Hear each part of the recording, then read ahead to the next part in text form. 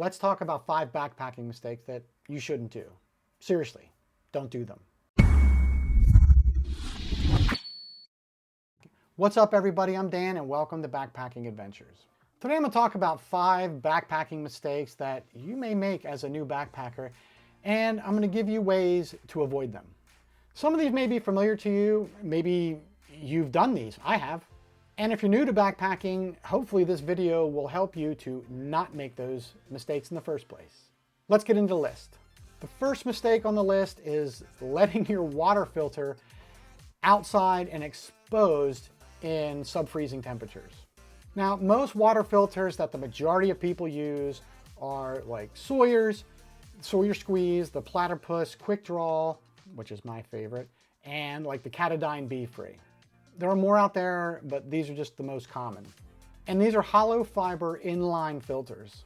And if they freeze, they will no longer be effective. And even if they thaw out, the filaments have been damaged and it's useless. It will then allow contaminated water through your filter without, well, being filtered. You should realize that drinking contaminated, unfiltered water can make you sick.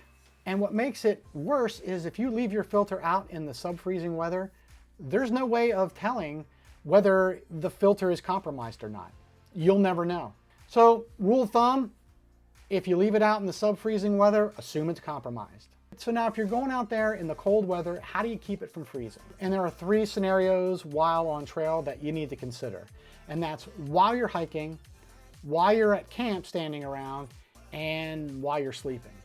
In all 3 of these situations, basically, you just need to keep it warm. While you're hiking, and if the temperatures are going to be near or below freezing, you need to keep the filter warm. You need to keep it close to your body somewhere, in a pocket, under your jacket. And at camp, it's the same thing. You want to keep it close to your body. Now, granted, you want to keep it in a Ziploc bag in all of these scenarios to keep the water from making, your clothes wet. And when you're sleeping, just make sure you put it in a bag, and you can put it in your pocket, or you can throw it in the foot box of your sleeping bag or top quilt, and that will keep it warm enough. But while you're sleeping, just keeping it in your shelter, like in your hammock or your tent, next to you, that's not enough. It can still freeze. The main thing is you just use your common sense and keep it warm. Or the last thing you can do if you're going to be out in sub-freezing weather is just don't bring one of those fiber inline filters. Instead, you can use things like Aqua Mira tablets. Some people even use a couple drops of bleach. You can even use something called a SteriPen that uses UV light to sterilize your water. That's what I'd use in the winter, and I love that thing. And lastly, you can do the old-fashioned boiling your water.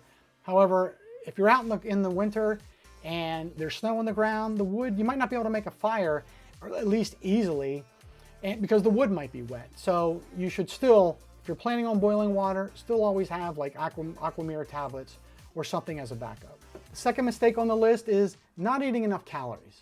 Not many new backpackers really think about the amount of food that they need to take to meet their caloric requirements.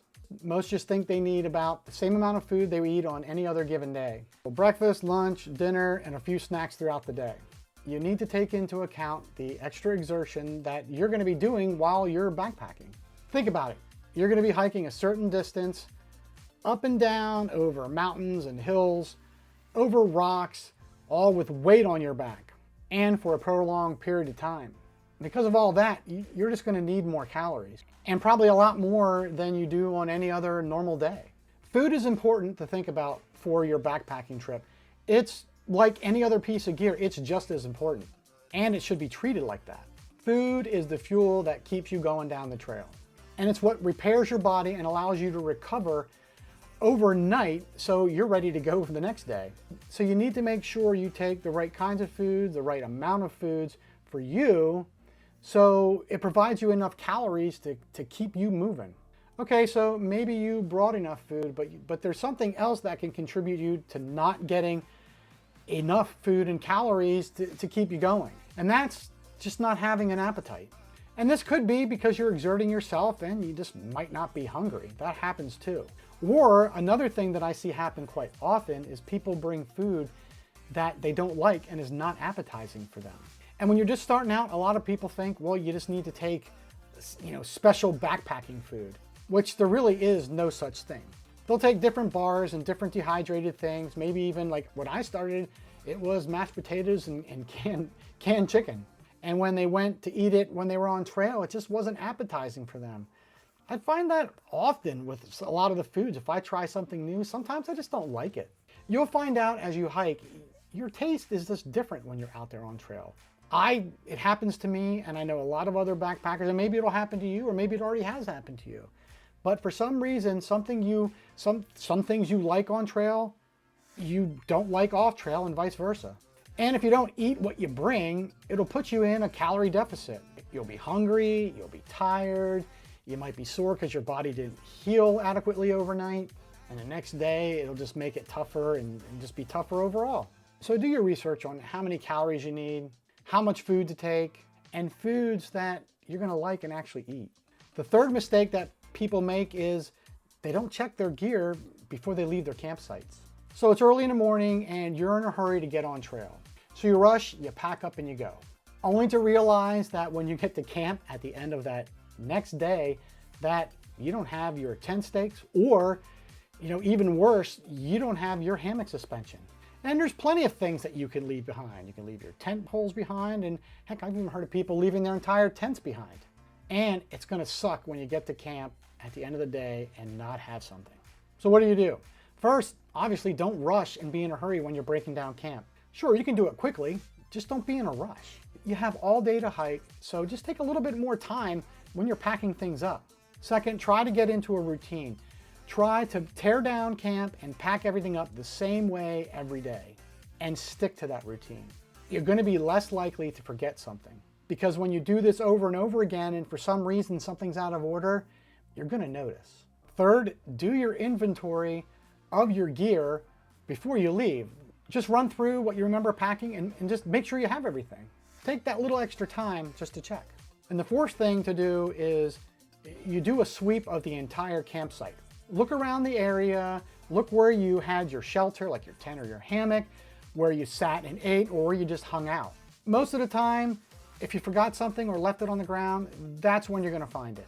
Fourth mistake, and now this one could be a trip-ending mistake, is you don't do proper foot maintenance. And foot maintenance is just basically taking care of your feet. Your feet are your only mode of transportation. They're what carry you down the trail. And if they fail, you're done. And yes, taking care of your feet is very important, but what is even more important is taking care of your feet as you go and be timely about it. When you're gonna start to get a blister, the first thing you're gonna get is something called a hot spot. It's just a spot, on your foot or toes or wherever that just have a burning feeling or just feels hot. And it's caused by friction of, your socks or your shoes rubbing up against your feet, or even having debris like a stick or a little rock or some dirt in your shoe rubbing up against. And it can happen anywhere on your feet and on your heels, but a hot spot isn't a blister yet.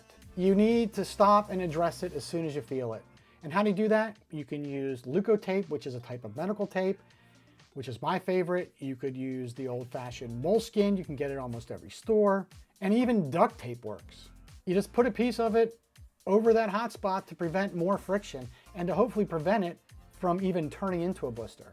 And once it's a blister, man, that can just get painful. It can tear open, it can bleed, and it'll just expose raw skin.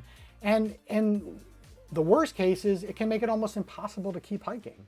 Another part of foot maintenance and a mistake that people make is not dealing with their wet feet. And for the most part, depending on where you go, but where I hike, it's inevitable that your feet are gonna get wet almost every day. It could be from raining, it could be from going through water crossings, and it could just be from being out in the hot weather and your feet just sweating. And having wet feet can cause blisters. It is important that you try to dry your feet sometime throughout the day. Maybe when you stop for lunch, you take off your socks and shoes and let them air out. Even if the sun's not out, just letting that air hit your feet and just allowing them to dry out can do wonders.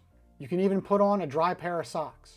And at night when you're at camp, if you can build a fire, you can put your shoes closer and your socks close to the fire and your feet to help dry them out, but not too close because you can burn your socks or melt your shoes. Another mistake is just not taking care of your feet at night. One of the first things you should really make sure you do is make sure that your feet are clean. You want to make sure you get all the debris out of your shoe, out of your socks. If there's water around, try to rinse out your socks to keep the dirt away.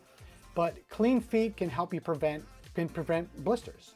And at night, you can also, you want to make sure you take off your socks. You want to dry your feet out. You want to let them air out. And if you do have foot problems, you can put, different creams and foot balms. You can do the research on the best ones for that. Now, the fifth and last mistake I'm going to go over is not listening to your body. Sometimes you're just hiking along and you're getting tired and you just want to get to where you plan on going, and you're either thirsty or you're hungry or tired, and you don't want to stop and you don't want to take that drink because it's only a few more miles, so you keep going. Now this goes on for a while, and what can happen is you can get, dehydrated, and that puts you in a deficit. And once you get dehydrated, it's kind of harder to get rehydrated. And it's the same thing with eating.